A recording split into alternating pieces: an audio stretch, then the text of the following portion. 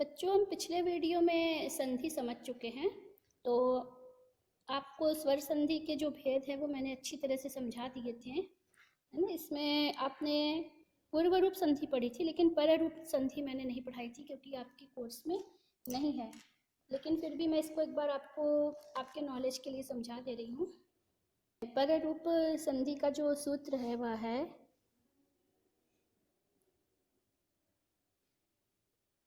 Angry पर रूपम। एंग मतलब ए और ओ। हमने ये माहेश्वर सूत्र में पढ़ा था। एंग, है ना। एंग प्रत्याहार का अर्थ होता है ए और ओ।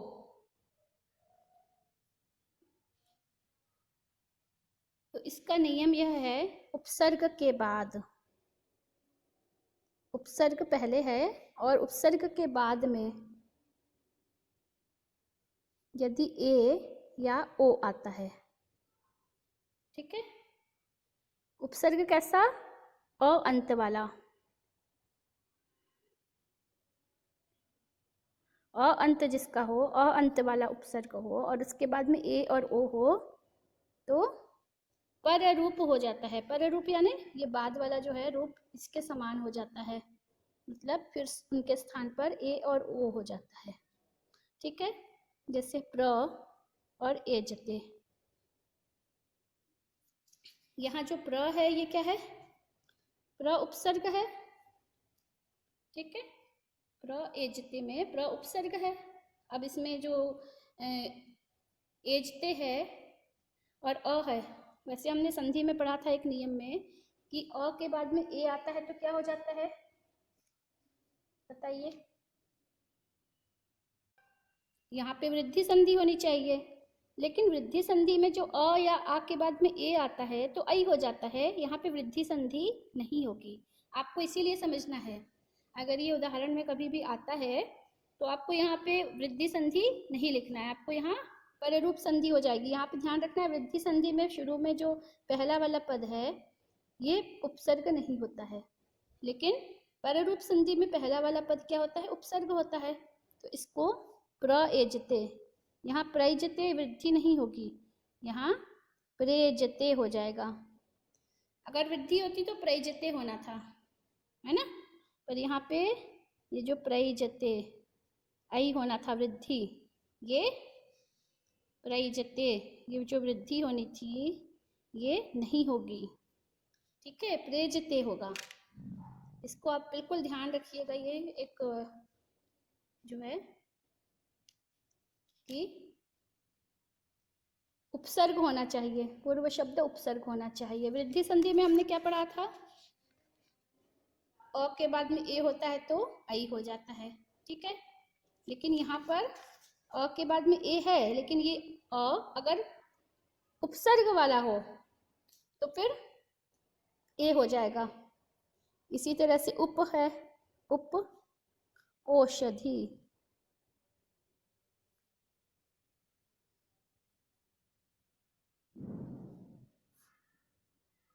उपोषधि, औ नहीं होगा। वृद्धि संधि के अनुसार यहाँ पे औ होना था वृद्धि, लेकिन ये नहीं होगा, ठीक है। उपोषधि होगा, ठीक है।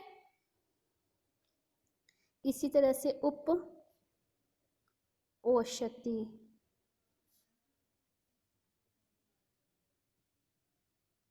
उपोषधि को अच्छी तरह से समझ गए हैं। अब हम सारी संधि जो हमने पढ़ी है, पररूप संधि आपकी 7 नंबर की है, ठीक है।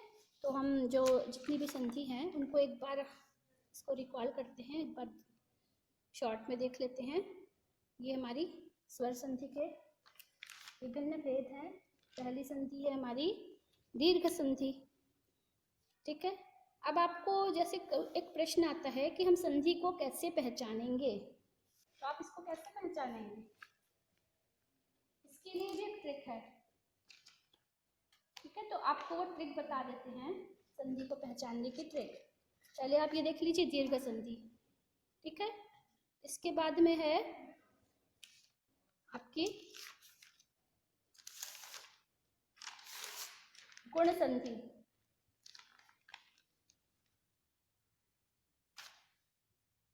ठीक है, गुण संधि में आपने पढ़ा था अ या आ के बाद में ई उ रील री आता है तो ए ओ अरल हो जाता है। इसके बाद में आपने पढ़ी थी वृद्धि संधि।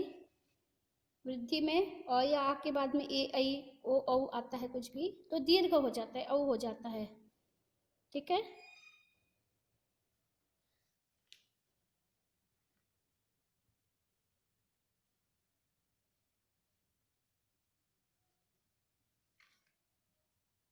फिर आपने पढ़ी थी यण संधि। यण संधि में भी आपने देखा था ई उ रील री के बाद में असमान स्वर आता है तो य व र ल हो जाता है। ठीक है, फिर आपने पढ़ी थी अयादि संधि। ए ऐ ओ औ के बाद में असमान स्वर आता है तो ए ऐ ओ औ की जगह क्रमशः क्या हो जाता है, ए को आय, ऐ को आय, ओ को औ और औ को आव हो जाता है। ठीक, रूप संधि। पूर्व रूप में आपने पढ़ा था पद के अंत में पदांत ए और ओ इनके बाद में अ होता है तो अवग्रह हो जाता है, इसको अवग्रह बोलते हैं। ठीक है,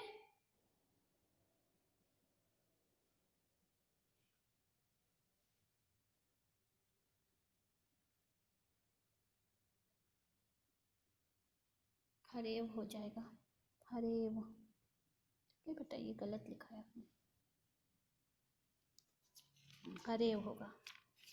इसके बाद में अभी हमने कौन सी संधि पढ़ी थी, संधि पढ़ी थी। ठीक है, एक ट्रिक है कि हम संधि को कैसे पहचानेंगे कि कौन सी संधि है। ठीक है, तो सबसे पहले दीर्घ संधि से शुरुआत करते हैं। दीर्घ संधि को पहचानने की ये ट्रिक है कि दीर्घ संधि में जो संधि के किए हुए पद होते हैं उसमें दीर्घ स्वर होते हैं, ई उ या आ। ठीक है, यहाँ पे देखिए आप आ है, ई है, उ है, यहाँ आ है और यहाँ री है, पितृणम दीर्घ री है। ई उ री और री बड़े स्वर होते हैं। ठीक है, संस्कृत में री और री को भी स्वर मानते हैं। इसके बाद हम गुण संधि को पहचानेंगे। गुण संधि जब हम देखते हैं, गुण संधि में ऊपर या तो एक ही मात्रा होती है, यहाँ आपने देखा, या एक रेफ होता है या आधा लो। ठीक है, तो ऊपर एक मात्रा, रेफ या आधा लो, कुछ भी हो सकता है, तो ये गुण संधि होती है। गुण संधि में ऊपर मात्रा होती है, ए ओ, ये एक मात्रा, इसमें इसमें दीर्घ संधि में ऊपर मात्रा नहीं है, ये ध्यान रखिएगा। मतलब ई की मात्रा है, उ की है, आ है, लेकिन ए ओ की मात्रा ऊपर नहीं होती है। और गुण संधि में ए ओ की मात्रा होती है या फिर ये ऐसा रेफ होता है ऊपर। ठीक है, तो इसको बहुत अच्छी तरह से आसानी से समझ सकते हैं, पहचान सकते हैं। इसके बाद हमारी है वृद्धि संधि।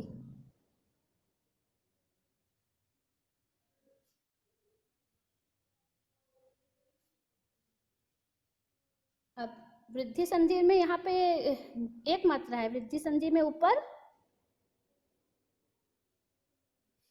दो मात्रा, मतलब दीर्घ स्वर की मात्रा।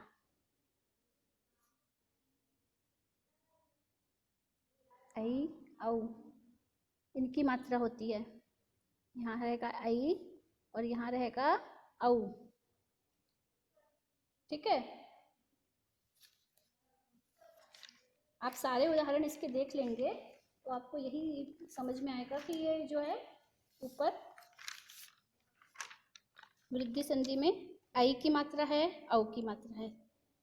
ठीक है, या तो ऐ है, ऐ ऐ, यहाँ औ औ औ। आप सभी उदाहरणों को देख लीजिए और आपको वृद्धि संधि की ये ट्रिक समझ में आएगी। जब आप संधि के किए हुए शब्दों को पहचानने का जब आएगा ना कि पहचान के बताइए कि कौन सी संधि है, तो आप इस ट्रिक से उसको बहुत आसानी से पहचान लेंगे। इसके बाद में है यण संधि।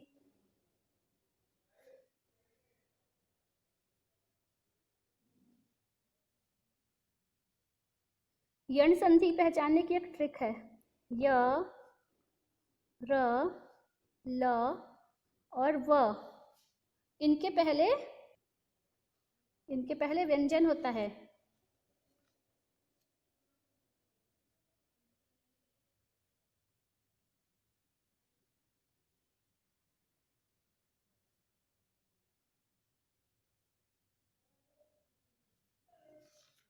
अब हम उदाहरण में देखेंगे। य है, य के पहले त आया है, यहाँ भी य के पहले आधा त है, व के पहले स है आधा, ये त्र है, त और र है, ये त और र। तो यहाँ र के पहले आधा त आया है, ठीक है। र के पहले आधा त आया है, त्र हो गया है दोनों को मिला के, लेकिन ये आधा त है। फिर लाकृति में ल है, ल के पहले कुछ है नहीं, है ना, तो इसलिए पूरा ल आया, इसके पहले कुछ भी नहीं है, ठीक है। तो य, र, ल, व के पहले आधा शब्द रहता है। आप जो अन्य उदाहरण है उसमें भी इसी तरह से देख के समझ ले, ठीक है। और इसमें जो बाद में है य के, य में मात्रा लगी होती है कोई भी स्वर की, य, या, ये, यू, यू, ये, यई, यो, यऊ हो सकता है इस तरह से, है ना। इसी तरह र हो सकता है, र, रा, पूरा, है ना, र, रा, री, री, रू, रू, रे, रई, रो, रऊ, ठीक है। फिर ल है, ल में भी जैसे यहाँ ला है, लल्ला, लिल्ली, कुछ भी हो सकता है। व में भी व, वा, कुछ भी हो सकता है, व, वा, वी, पूरा।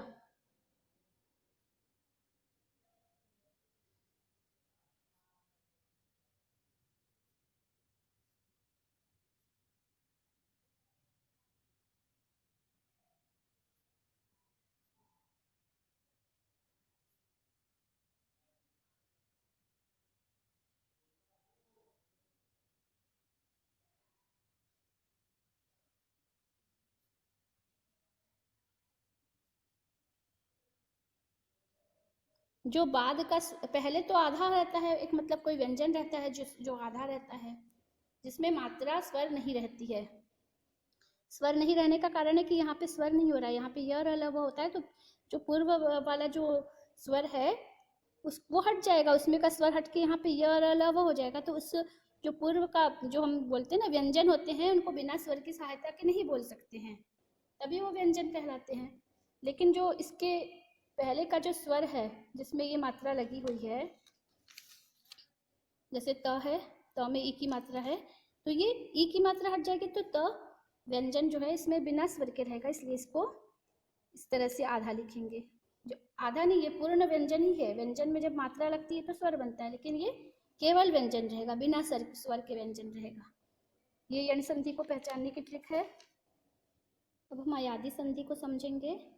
अयादि संधि में क्या होता है, य और व के पहले अ या आ होता है, ठीक है। अयादि संधि में हमने क्या पढ़ा था, ए, ऐ, ओ, औ के बाद में कोई भी असमान स्वर आता है तो ए को अय, ऐ को आय, ओ को औ और औ को आव हो जाता है। तो जब हम इस संधि को पहचानेंगे तो इसमें क्या देखेंगे, प्रायः तो इसमें चार ही वर्ण होते हैं, जो 4 वर्णों का ही या 3 वर्णों का ही ये जो पद है, अधिकतम 4 का हो सकता है, लेकिन 3 का ही होता है प्रायः। अब जैसे शयनम है, ये संस्कृत में, हिंदी में तो 3 ही वर्ण का रहता है, हलंत नहीं रहेगा हिंदी में, ठीक है।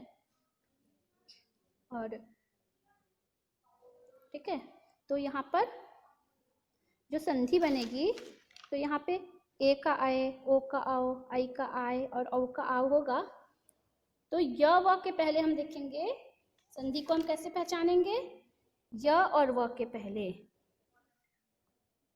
अ रहेगा या आ रहेगा, और ऊपर कोई मात्रा नहीं होगी। ऊपर ए आई ओ औ की मात्रा नहीं होगी। ठीक है, ए आई ओ औ की मात्रा हमने कहाँ पढ़ी थी, कहाँ होती है?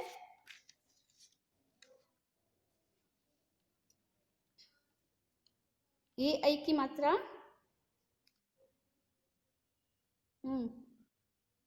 कहाँ होती है? ए और ओ की गुण संधि में, और ओ और औ की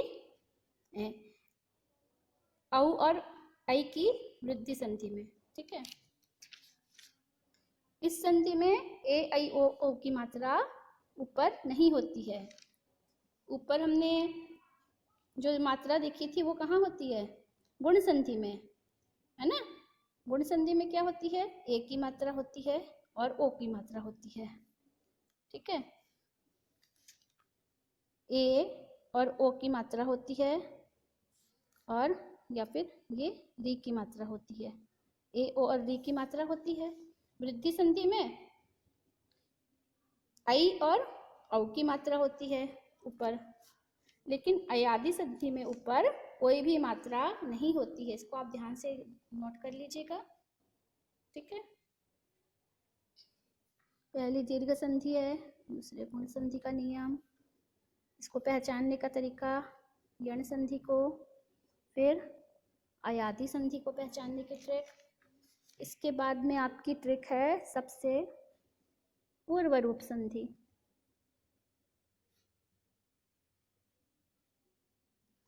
पूर्व रूप संधि को पहचानने की बेहतरीन ट्रिक है, वो तो देखते ही अवग्रह होता है। पद में अवग्रह होता है। ठीक है, और पर रूप में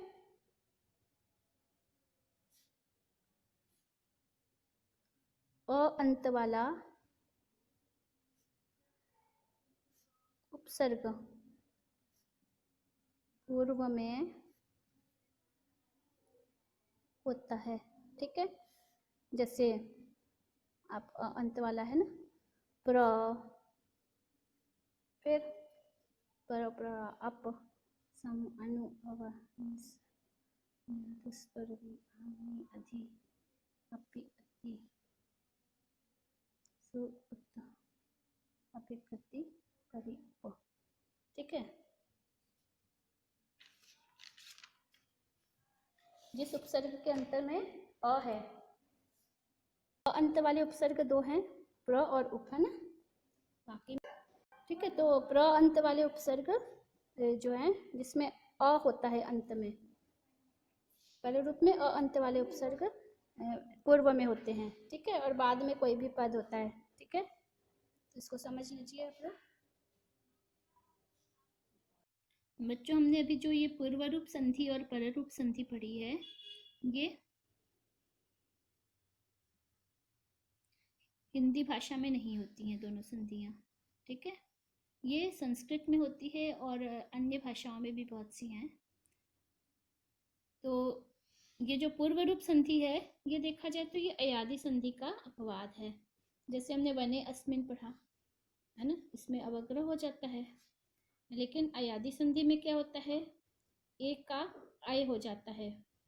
ठीक है, एक के बाद में यदि अ होता है तो एक को आय हो जाता है, तो इसका वन यस्मिन होना चाहिए, रामो अपि का रामवपि होना चाहिए, लेकिन यहाँ पे ये नहीं होगा, अय नहीं होगा। ठीक है, यहाँ पे भी अपि नहीं होगा, यहाँ पे इस अ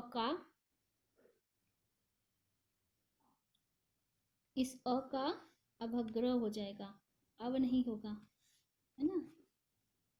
क्यों? क्योंकि ये वने, रामो, हरे, विष्णु और जो भी शब्द हैं ये पद के अंत में होने चाहिए। पूर्व रूप संधि में पद के अंत में ओ आता है तो। ठीक है,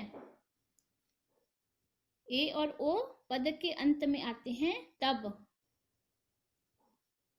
उसके बाद वाले अ को पूर्व रूप होता है, ये है नियम। ठीक है, लेकिन अयादि में क्या है? अयादि में है जब ए ऐ ओ औ, यहाँ पे अपदांत हमको जोड़ना है। अपदांत, ये अपदांत होने चाहिए। ठीक है, अपदांत ए ऐ ओ औ के बाद में असमान स्वर आता है। ठीक है, अ आता है तो यहाँ पे कोई भी स्वर हो, लेकिन अगर अपदांत ए और ऐ है, ए और ओ है, ए ऐ ओ औ अपदांत हैं और उनके बाद में अ आता है, तो फिर पूर्व रूप संधि नहीं होगी। पद है तभी पूर्व रूप होगी। अब यहाँ पे पद मतलब जिसमें सुप और तिंग जुड़े होते हैं। ठीक है, सुबंत और तिगंत जो होते हैं, सुप तिगंतम पदम, तो ये इसीलिए ये जो है अवग्रह हो जाता है। इसीलिए ये संधि जो है संस्कृत भाषा में होती है। सुबंत और तिबंत यानी शब्द रूप जिनके होते हैं या धातु रूप जिनके होते हैं। ठीक है, पररूप संधि पढ़ी है, ये वृद्धि संधि का अपवाद है। यहाँ पे वृद्धि संधि होनी चाहिए थी, लेकिन यहाँ पे उन्होंने बोला है नियम ये है कि उपसर्ग होना चाहिए। वृद्धि संधि में उपसर्ग नहीं होगा। ठीक है, अगर उपसर्ग होगा तो पररूप संधि हो जाएगी। अ अंत वाले उपसर्ग होंगे तो हिंदी में भी अगर ऐसा होगा तो यहाँ पर ए ही होगा। ठीक है, उपोषति उपोषधि संधि लिखी नहीं है आपके नियम में, लेकिन जो संधि है सारी वो संस्कृत से ही हिंदी में आई है। तो अगर ऐसा कोई शब्द हिंदी में भी आता है तो यहाँ पर वृद्धि संधि नहीं होगी, यहाँ पर केवल ए की और ओ की मात्रा लगेगी, है ना, पररूप हो जाएगा, बाद वाले जैसा हो जाएगा। आपको ये स्वर संधि बहुत अच्छी तरह से समझ में आ चुकी है। इसके बाद अब आप इसको सब्सक्राइब कर लीजिए। अगला वीडियो आपको जो रहेगा वो व्यंजन संधि का मैं डालूंगी। ठीक है, व्यंजन संधि को कैसे पहचानेंगे, व्यंजन संधि के नियम क्या हैं, ये आपको बताया जाएगा।